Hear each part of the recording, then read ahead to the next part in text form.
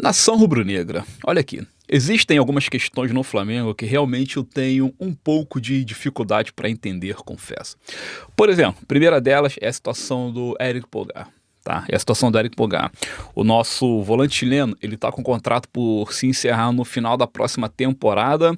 Só que todo mundo tá acompanhando aí, a multa rescisória do jogador caiu absurdamente, haja vista aí a última renovação contratual que o Flamengo ofertou. A multa rescisória gira em torno de 4 milhões de dólares. Desse modo, cara, qualquer clube pode chegar e pagar, e convencendo o jogador através de uma base salarial atraente, o cara vai meter o pé. Aí tu imagina hoje perder o que, na minha opinião, é o melhor volante rubro-negro por qualquer trocado. Não dá, né? Não dá, não dá. O Eric Pulgar, primeiro, cara, é um jogador muito identificado com a torcida do Flamengo. É um jogador muito utilizável por todos os treinadores que serviram ao Flamengo enquanto o Pulgar está ali. O Tite usou muito bem o Pulgar, o Felipe usou muito bem o Pulgar. Antes do Tite, o Sampaoli usava muito bem o Pulgar, e agora o Leonardo Jardim. Ou seja, o jogador, ele é muito importante no sistema defensivo do nosso Flamengo. Tanto é que quando ele voltou, né, de alguns problemas de lesão, seja lá o que for, cara, tu vê como é que muda. Apesar do Everton hoje ser muito bom, o Pulgar traz uma segurança muito absurda. Então é o seguinte, vamos lá, a gente fala de um Flamengo onde estava a diretoria desesperada por uma contratação, correndo atrás de Thiago Almada, correndo atrás de Luiz Henrique, ofertando 20 milhões de euros para cá, 25 para lá, e aquela loucura toda. E caso o Thiago Almada tivesse dito sim ao Flamengo, ou caso o Zenit tivesse flexibilizado a saída do Luiz Henrique para o Flamengo, ambos chegariam ao clube ganhando o maior salário da companhia, inclusive rompendo o teto. Se o Flamengo tem a predisposição financeira para extrapolar as finanças em pró de jogadores como Thiago Almada e Luiz Henrique, no caso do Almada até justifica-se pela posição e necessidade, no caso do Almada até justifica-se por causa da posição e necessidade, mas no caso do Luiz Henrique nem de longe justifica-se. Se o Flamengo tem essa predisposição, por que não valorizar os ativos que hoje já fazem parte do plantel? Então é o seguinte, todo mundo sabe que o Pulgar, ele ganha muito pouco comparado com outros jogadores do próprio plantel, claro, e ele só pede uma valorização salarial, uma contraproposta, e essa contraproposta está na mesa do Boto. E o Flamengo está se amarrando para poder dar essa contraproposta para o jogador, que eu tenho certeza que não é nada demais, até porque a empresa está noticiando o seguinte, é um valor que agrada o jogador, mas que de longe ainda não chega nem perto, mano, do que ganha os grandes medalhões, como o próprio Jorginho, e assim por diante. Assim, Danilo, Alexandro, e assim por diante. Então, assim, eu não entendo por que o Flamengo ainda não valorizou o Pulgar conforme o Pulgar merece, cara. Impressionante, né? Aí o que acontece? A notícia de que tem clube na Arábia Saudita interessado, e a notícia de que o Mônaco já sondou o jogador. Numa dessa aí, os caras jogam a multa rescisória na conta do cara. Um salário altíssimo, ele paga o Flamengo e vai embora. A gente perde o melhor volante que temos hoje no plantel. Né? A gente perde o melhor volante que temos hoje no plantel por qualquer trocado. É brincadeira, né? Que é o que eu digo, há certas questões no Flamengo que não dá para entender. E lembrando o seguinte, acima de tudo, a vontade do jogador é continuar no Flamengo. Outra questão que me incomoda bastante no Flamengo, aí já vamos fazer uma certa crítica direta relacionada ao BAP, que é o seguinte, o que acontece com o nosso presidente? Ele fala muito, na maioria das vezes ele ataca demais, é um presidente muito agressivo em certos aspectos, muito bom presidente, evidentemente. O Luiz Eduardo Batista é muito inteligente, para finanças ele é muito sábio, até que se prove o contrário. Ele é muito sábio, é muito responsável, só que para outros aspectos ele é complicadinho. Por exemplo, as declarações recentes relacionadas a gastar 1 bilhão, isso e aquilo, acaba dando tiro de bazuca no pé do Flamengo. Isso o BAP faz com maestria. Tiro de bazuca no pé do Flamengo. Mas não é isso que eu quero dizer, não. Quero dizer o seguinte.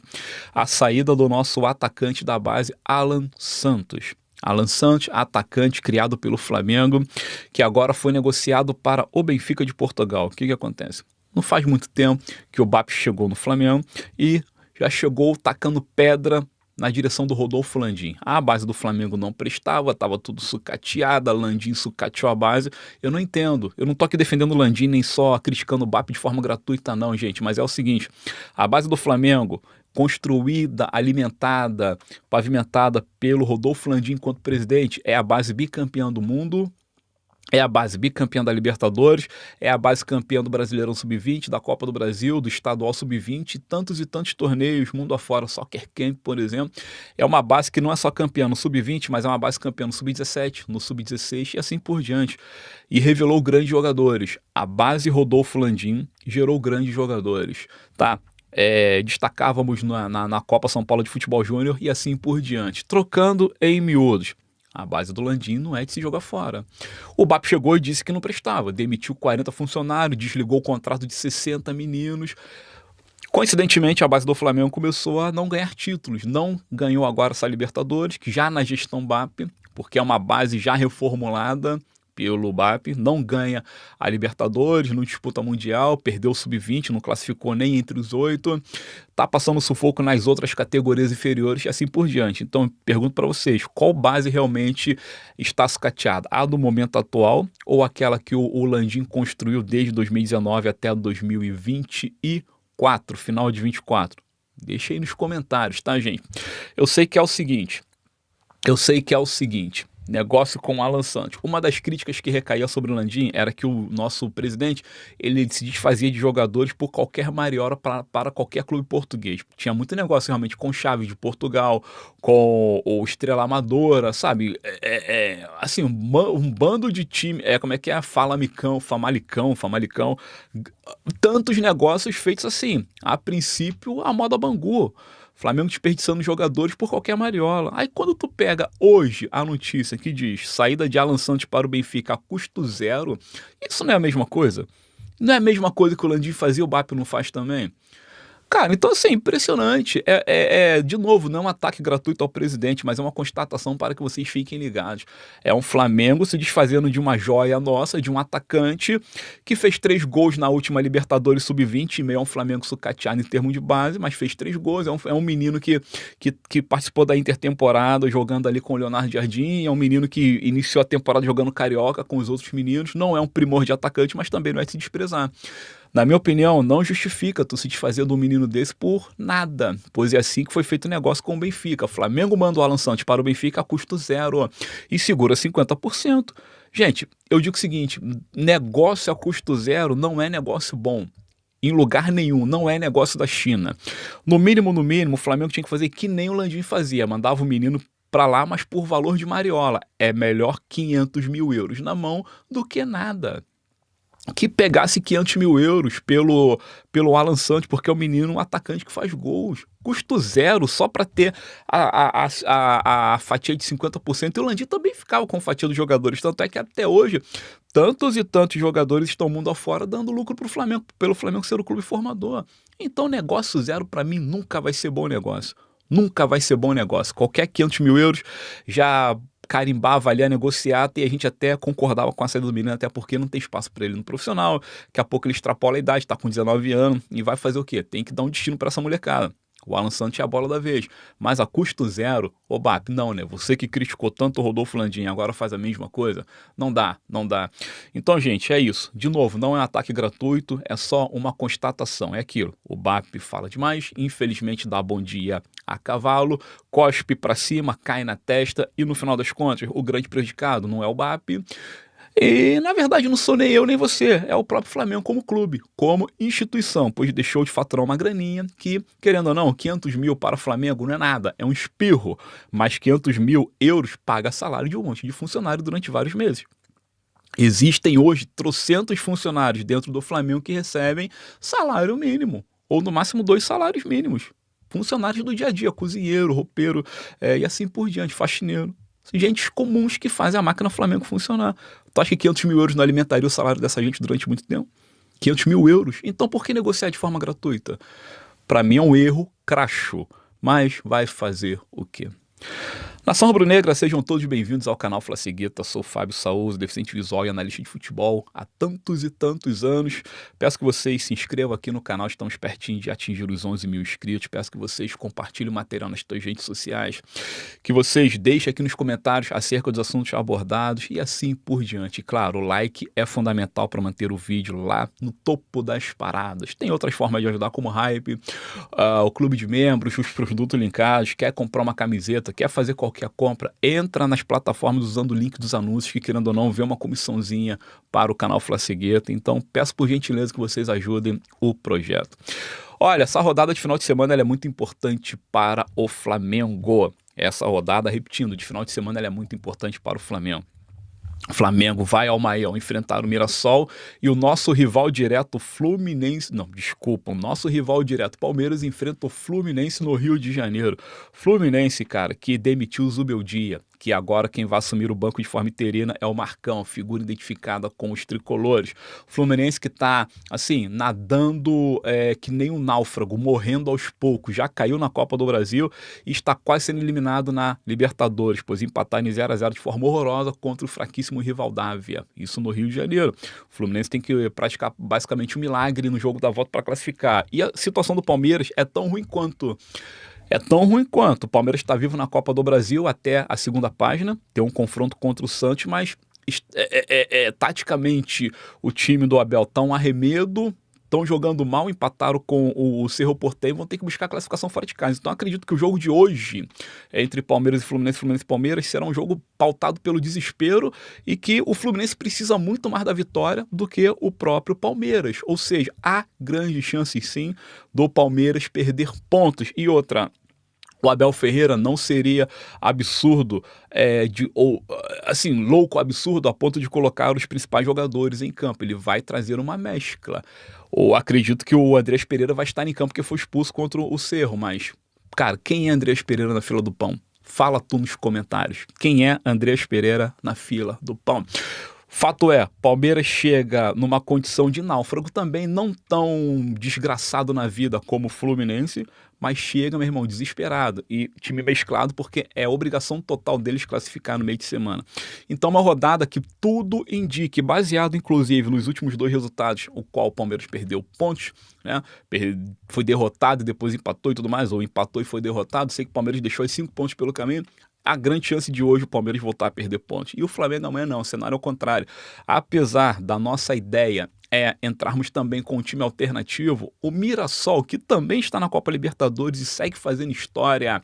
O Mirassol saiu da Série B para a Série A ano passado, jogou a Série A, classificou diretamente para o G4, entrou na Libertadores, classificou para a fase de grupos e se mantém vivo. Está enfrentando a LDU nas oitavas. Tudo bem, empataram o primeiro jogo no Maião e agora vão decidir lá em Quito, na altitude.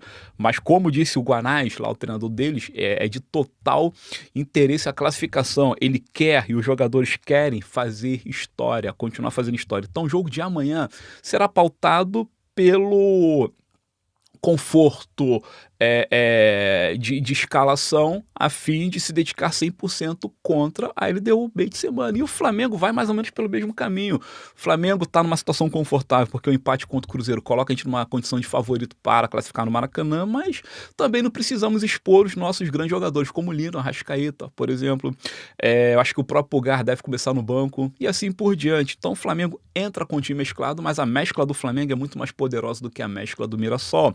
Então, é o que eu digo, só para sintetizar, essa rodada está à afeição do Flamengo, tá? Então, assim, Flamengo que hoje está a 6 pontos atrás do Palmeiras, e o Palmeiras joga hoje, jogamos amanhã, 6h30 da tarde. Flamengo amanhã de noite pode tirar 3 pontos do Palmeiras, ou num caso também favorável, tirar 2 pontos. Flamengo vencendo e Palmeiras empatando hoje, caindo a diferença desse modo para 4. Ou o Flamengo amanhã à noite está a 3 pontos do Palmeiras, ou está a 4 pontos do Palmeiras. Acabou, é um cenário favoritaço pra gente. Eu acredito nesse panorama. E, de novo, quero a tua opinião. O que vocês acham? Falo bobagem ou vocês compram essa minha ideia?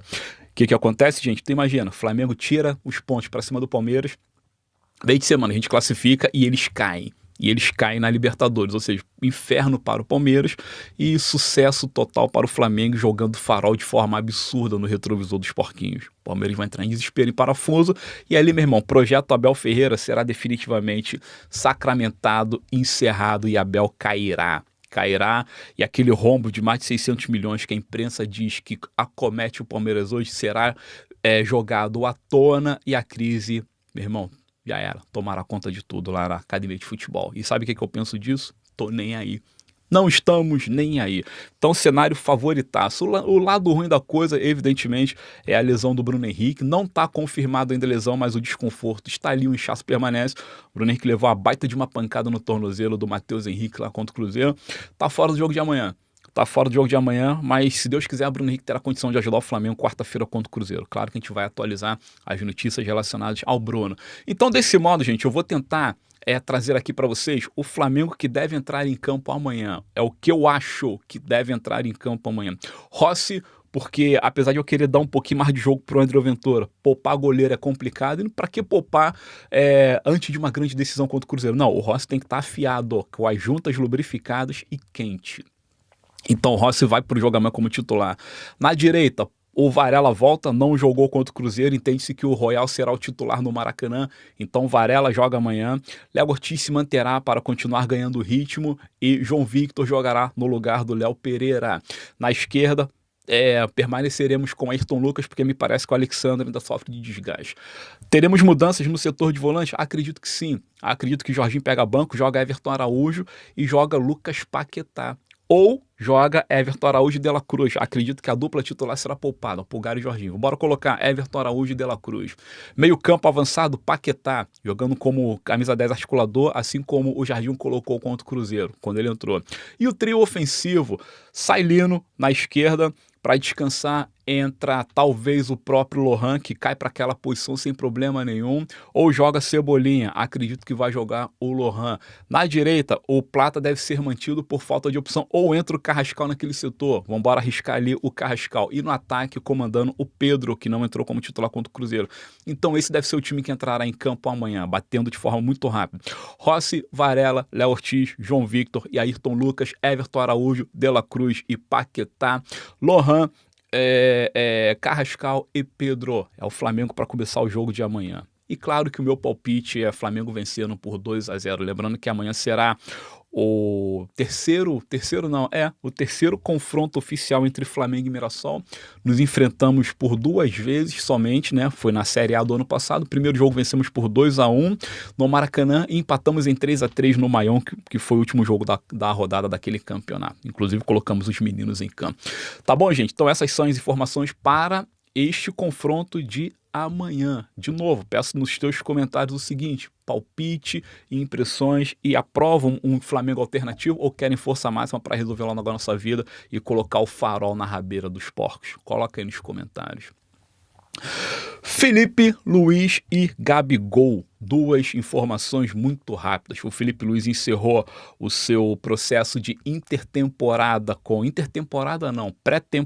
equipe do Mônaco, encerrou de modo oficial os amistosos e perdeu, pois ele fez o último jogo contra um clube da Premier League e perdeu, mas antes haviam vencido o Liverpool de virada por 3-2, antes haviam empatado com um time da Suíça, antes haviam ganho o time da Bulgária, enfim, a intertemporada do Felipe foi composta por altos e baixos.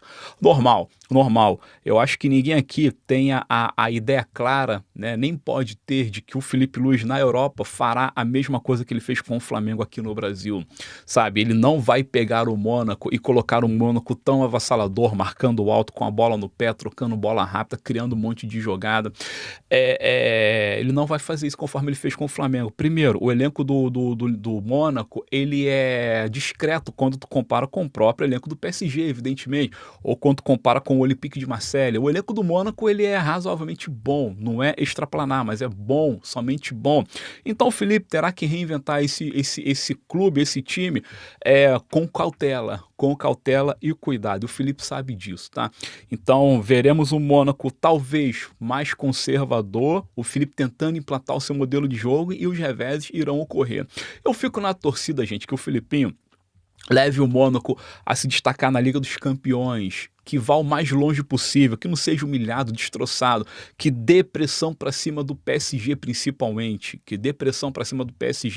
e que sempre que pegue, por exemplo, Marseille, ou Lille, ou Lyon, qualquer coisa do tipo, que vença, pois assim o Felipe Luiz está fazendo exatamente o seu melhor trabalho à moda campeonato francês com o clube à altura do que é possível. Se é que eu me fiz entender, à altura do que é possível. O Mônaco não é para ser campeão francês, nem é para ser campeão da Liga, mas é para disputar o campeonato francês e para tentar fazer uma boa Liga dos Campeões. Se o Filipe Luís assim conseguir, parabéns, fez um excelente trabalho. Tomara que ele consiga. E Gabigol, Gabriel Barbosa, nosso príncipe da nação, que sim, é o príncipe da nação, deixou o Flamengo com 161 gols. Neste mês de semana, ele completou o gol de número 100 com a camisa do Santos. O que acontece, gente?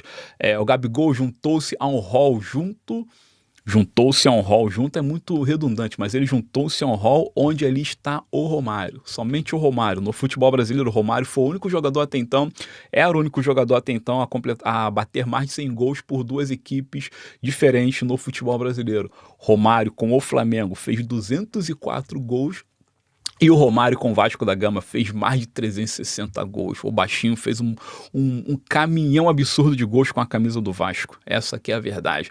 O Gabigol com o Flamengo fez 161 gols e completou o gol de número 100 com a camisa do Santos. E ele falou sobre isso e tudo mais. E é legal, gente, é legal. Eu acho que o Gabigol é o tipo do atacante que viveu momentos muito complicados no Flamengo, muito também por conta do Tite, mas também problemas que ele mesmo provocou, mas negar a importância do Gabi é um absurdo que não faz sentido, e detonar o Gabi, assim, de forma gratuita, é um absurdo também que não faz sentido. Claro que ele deu mole quando, por exemplo, o Flamengo é campeão da Copa do Brasil em 2024, no final daquele ano, e ao invés dele comemorar com os companheiros, ele chama atenção pra ele, entendeu? Ele tá sempre puxando os holofotes, mas quantas vezes o Gabi fez a mesma coisa em prol do Flamengo? Lembra do Jogo do Inferno ou coisas do tipo? Então esse é o Gabigol, extremamente polêmico, mas extremamente vencedor e raçudo, um cara que se identificou demais com o Flamengo e que nós torcedores nos identificamos demais com o Gabigol. Eu lamento conforme foi conduzida os últimos meses ou o último ano do Gabi com o Flamengo.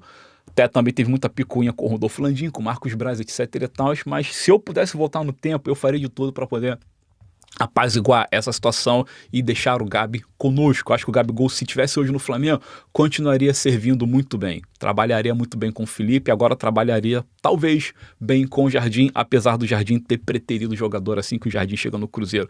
Jardim, quando chega no Cruzeiro, ele tira o Gabi de ação, ele tira o Dudu de ação e passa a trabalhar com a meninada. Tanto é que ele prefere Caio Jorge ao Gabigol. Pensamento do treinador, mas fazer o quê? O fato é, Gabigol segue uma figura importantíssima do futebol e eu fico muito feliz toda vez que esse garoto tem sucesso. Fico, de fato, muito feliz e eu ainda tenho uma vã esperança de um dia ver ele de volta ao Flamengo, nem que seja para se aposentar. Fazer uma temporada para se aposentar, porque esse cara é o príncipe da nação. Valeu, nação rubro-negra, muito obrigado.